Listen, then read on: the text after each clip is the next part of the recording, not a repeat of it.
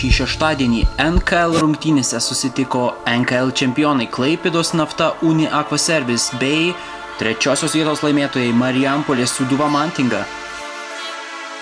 Rungtynės sėkmingiau pradėjo svečiai, kurie sužaidus 1 minutę pirmavo 4-3.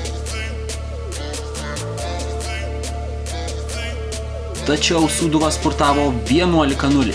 Dėka Igno Daukšio fenomenalaus pataikymo komandas po pirmojo kėlinio skyrė jau 20 taškų skirtumas. Pasigrožėkite Igno Daukšio pataikymu pirmajame kėlinyje.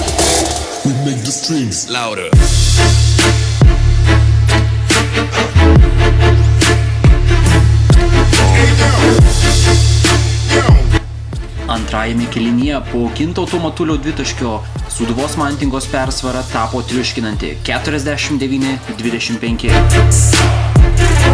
Nafta Uni Aqua Service neketino kapituliuoti bei spurtavo 15-4 ir aptirpdė skirtumą iki 13 taškų.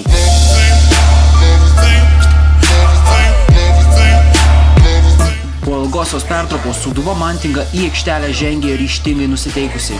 Viso kėlinuko metu demonstravo puikų komandinį puolimą, o kėlinio pabaigoje persvara pasiekė 29 taškus.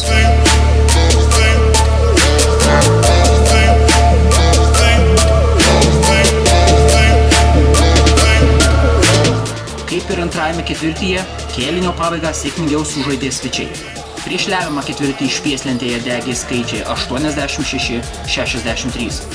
Paskutinis ketvirtis buvo tik formalumas. Sūduviečiai išlaikė persvarą.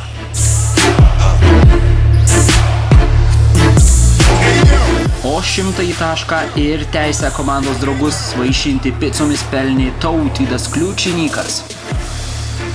Galutinis rezultatas švieslentėje skelbė triuškinantį Sūduvos Mantingos laimėjimą 112-82.